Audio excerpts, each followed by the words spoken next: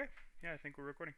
Um, cool. So, like I said before, just to say it again on recording, we have had several new players join, and just from watching y'all's games, I think that there are a couple sort of key points that would be very valuable to go over, just to sort of help the theme of your game. And I think that's really important in Go, also in general, is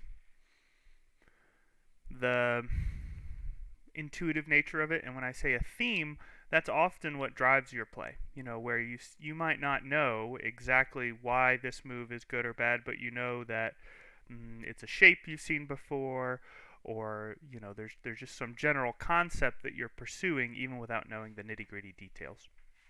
Um, so yeah, again, just to go over it. So we have I've numbered all of the groups on the board, just for discussion purposes. So groups 1, 2, and 3, those are all groups of 1 stone.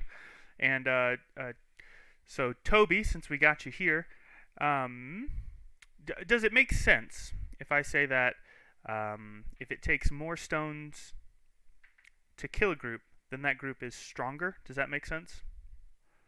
Yes. Okay, right. It takes more turns. It's more difficult to kill it. So of groups 1, 2, and 3, which is the most difficult to kill? Like assuming that white doesn't respond at all, like black just had to put some stones down, which would be the most difficult?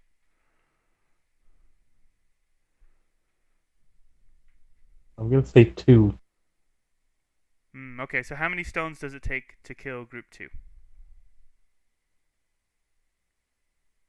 three, Yep, 1, 2, 3, right?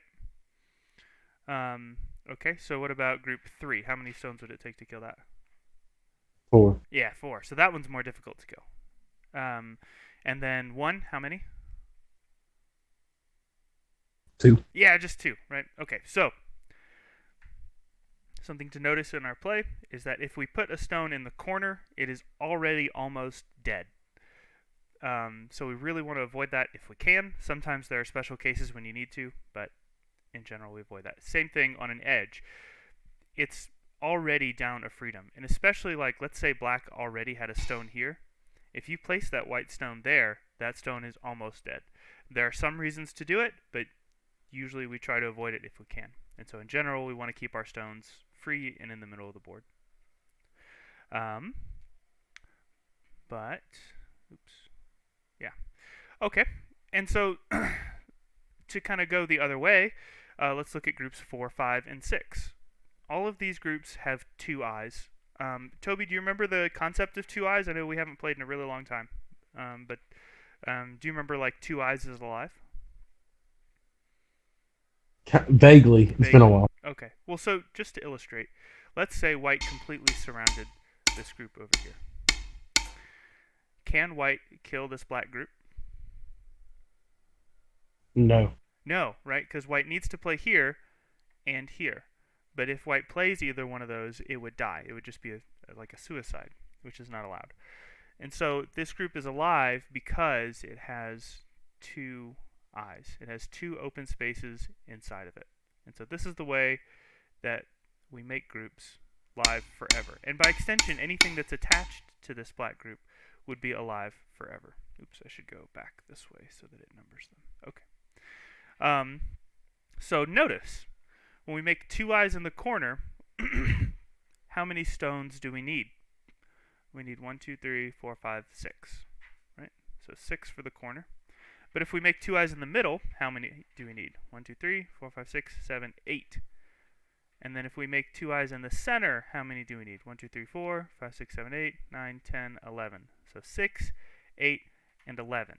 And so going on that same theme, talking about like, well, the more stones that it takes to do something, the more difficult it is to do. We see that it is easiest to live in the corner, and this is just one of many shapes that have 2 eyes. And then the next easiest place is the middle, and then the hardest place to live is in the center. And so if we're in a difficult fight, like if we're invading or we just need a group to live, usually we want to retreat to the corner if we can. If there's no way to get to the corner, we want to go to the middle, the side rather. And if there's no way to get to the side, then we're just going to have to make do with the center. But it's going to be very difficult. There are a lot of ways your opponent can mess with you trying to make two eyes in the center. And so then one last lesson, we have groups 7, 8, and 9. Toby, can you tell how many points are each of these groups worth? The points being the empty intersections inside them. If it wasn't so small, I probably could. Oh, okay. Let's see. Probably shouldn't do it on my phone. Oh, yeah. Maybe I can. No, zooming in's not doing anything there. Let's see. Well, I'm not sure actually that I can do anything about it. So I'll just have to say. So each of these groups contain 9 intersections. So they're both, all three of them are, we would say, 9-point groups. But notice it takes so many fewer stones to capture those 9 points in the corner, right? So in the corner, it's only taking us 1, 2, 3, 4, 5, 6, 7 stones. On the side, it's taking us 4, 8, 11 stones. And in the middle, it's taking us 5, 10, 13, 16 stones. So we're much, much more efficient in the corners than in the sides than in the middle. So again, this prioritizes the corner. When we play, usually we want to fight for the corners first, then we want to fight for the sides, then we want to fight for the middle. There are some special strategies that don't do that. But no matter what the strategy, this efficiency rule will always be true. But for example, you could imagine if you gave your opponent all of the corners and all of the sides, that would be okay if you could keep them on the third line and draw a big old box where you get the whole rest of the board. That never happens, but some things kind of like that do happen sometimes. But in general, corners, then sides, then the center. So just to illustrate that a little bit on a 9x9 board.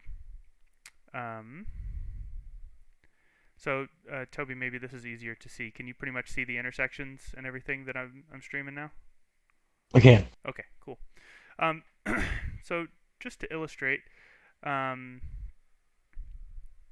this is called a shamari. It's like a knight's move in chess, and it's surrounding this corner. And these two moves, just these two moves, almost completely take all of this territory. Like this. And the way we kind of can see the territory that a group has is basically by taking the stones that comprise the group and drawing a line toward the nearest border, right? So like this stone, the nearest border is the top, so like that. This stone, the nearest border is the side, like that.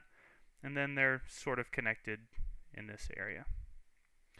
And so that's almost like 12 points just from 2 stones. It's very difficult for black to take that. It's possible, but it's difficult. In contrast, let's imagine that white's first 2 moves were like this. This doesn't really take anything.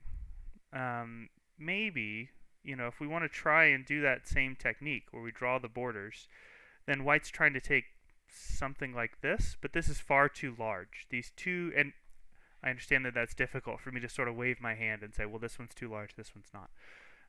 But we'll get to that. But this is too large. This is invadable. If black were to just jump in here, I think white would have a very difficult time killing this. And again, as black, if I want to invade, the corner is a great place to invade because this is where I will probably be able to find life. I'll be able to find 2 eyes. So again, just sort of thematically to illustrate that the corners are what we want to go for. So now in 9x9, it's a little bit different because the board is a fight from the start. And so often you will see black start in the center on a 9x9, but very rarely in 13s or 19s will black start in the center. There's some tomfoolery that can go on. If you are strong in the center on a 9x9, you can be a bully. You can sort of push white around on the board, and so that's kind of a special 9x9 sort of strategy. So like in a typical game, on a 19x19, might look something like black takes a corner, white takes a corner, black takes a corner, white takes a corner, and then maybe black makes an enclosure on a corner, something like this. And so right here's that shamari that we talked about, and this takes the corner pretty well. It is possible for white to take it, but not really with like a direct invasion. White needs to sort of make a stronger group on the outside and then attack it. Um, so already black basically has one corner, has some influence in this other corner, and is starting to make a framework to make a larger territory on the side. And just to illustrate what I mean by that, like if later black were able to play some moves like this, then this whole area also starts looking like black's. And so in that way, these sort of act as a wall to make a box over here. Something like that. So that's basically all. I just wanted to illustrate corners, sides, and center. And that's the prioritization order for any board larger than a 9x9. Tom, did you, for the recording, I should say there are two of us named Tom. So other Tom, do you have anything else to add to that? Any thoughts or anything that I missed? I know you've taught several people to play. I guess just one thing is that although points are good, like sort of like these guaranteed points, like this corner in the bottom right of your screen, if you have to kind of give white a lot, say like if white is making a wall on the outside of that sort of corner area as you're trying to solidify your points, then it's not it's not always a clear cut that's the best option for black, just based on the later game influence of white. But as long as you keep that in mind, I think yeah, those are the tips. Okay. Yeah, I can agree with that. Um, Toby, is there anything particularly confusing about any of that stuff? No. Yeah, I grasped it pretty well. Okay, cool.